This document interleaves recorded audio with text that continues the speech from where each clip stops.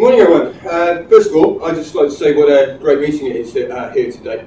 It seems we've had so many discussions around the table already and been able to try and put half the world right, or at least make a dent in it anyway. So thank you very much for that. It's been very interesting. Okay, now the idea here, or the principle, is to give a pretty good tip. Now I'm going to slightly change that, because what I'm going to do is give you, if you like, some bad tips. I'm going to give you some tips on how to blow your advertising budget in 10 ways, 10 easy ways. Okay? So tip number one, ignore your target audience. Okay? If you don't want to want any of your customers, be sure to ignore your target audience. Don't worry that you're trying to sell scooters to the elderly in a teen magazine. Of course, this doesn't make sense. Knowing who you're delivering your message to really does matter, and it's crucial to the success of any campaign.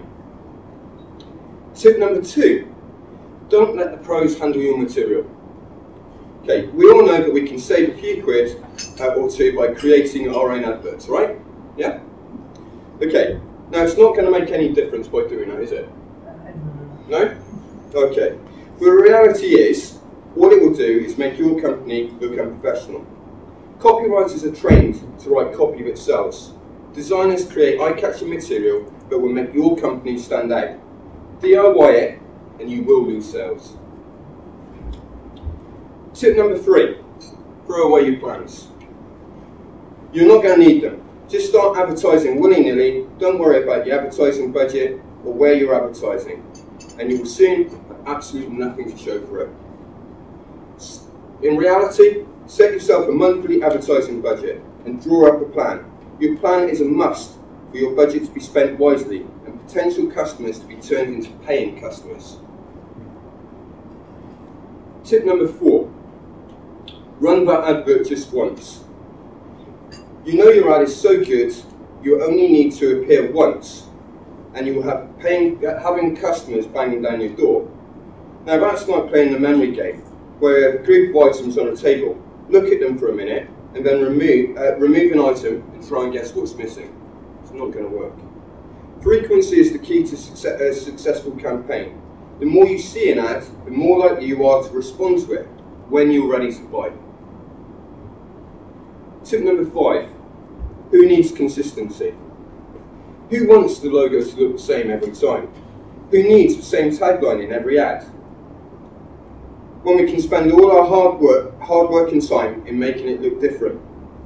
The more people see your logo, tagline, and even the same colours in your ad, the more likely they are to associate your company and products with the place that they need to spend their money.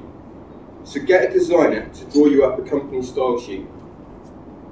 I'm sure there's plenty of designers around as well. Now, don't tell a customer to act now. This is a very good favourite of mine and something that a lot of people do. Now, your call to action is completely optional.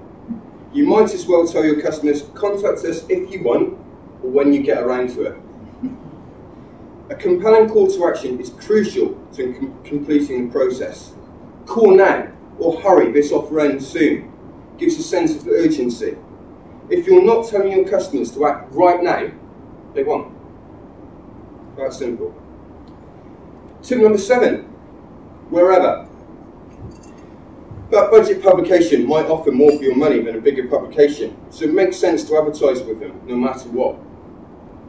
A print ad running in a small publication will be much cheaper than a national or regional publication. But are you talking about reaching a handful or thousands?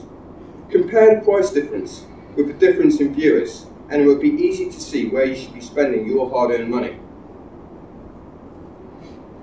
Tip number eight, write to a broad audience. The best way to attract more customers is to appeal to everyone. That's just not possible. If you want to write an effective advertisement that will reel in the customers, you need to write to a specific audience, your target audience. That person who you're going to speak to directly and whose wallet has the cash in needed to buy your product. Tip number 9, don't bother to measure results. If it works, it works. If it doesn't, it doesn't. If it didn't work this time, it might work next time. Unless you measure your campaign's performance, you will not be able to tell what worked and what didn't. Monitor your campaigns, and you will be able to tweak your plans and get the best return on your investment.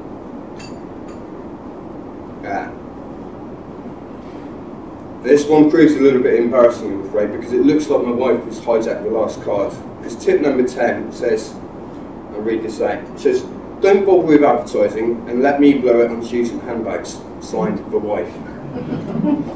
Now, in fairness, what she's saying is right.